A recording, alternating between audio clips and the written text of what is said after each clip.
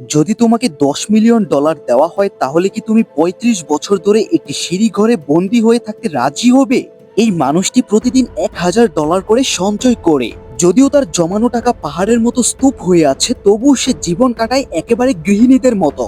তার আয়নাটা তৈরি হয়েছে অসংখ্য নেল ক্লিপার জোড়া লাগিয়ে। স্নান করার সময় তাকে প্রথমে একটি পানির বোতল ঝুলিয়ে রাখতে হয়, তারপর তাকে কয়েকটি ছোট ছিদ্র করতে হয়। প্রতিদিন সে একটি কাজ কখনো ভুলে না, মাটিতে হাঁটু ঘেরে প্রার্থনা করা। কিন্তু তার প্রার্থনার আসল লক্ষ্য কোনো ঈশ্বর নয়, বরং একটি লাল ব্যাকপ্যাক। সে এই ভয়ঙ্কর সিঁড়িঘরে টানা ৩৫ বছর ধরে বসবাস করছে।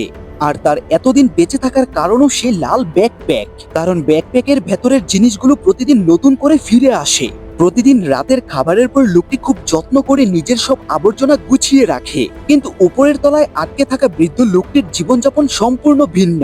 সে সারাদিন শুধু খায় আর ঘুমায়। প্রতিদিন একইভাবে সিঁড়িঘর জুড়ে আবর্জনার দুর্গন্ধ অসহ্য হলেও তাতে তার কোনো ভ্রুক্ষেপ নেই।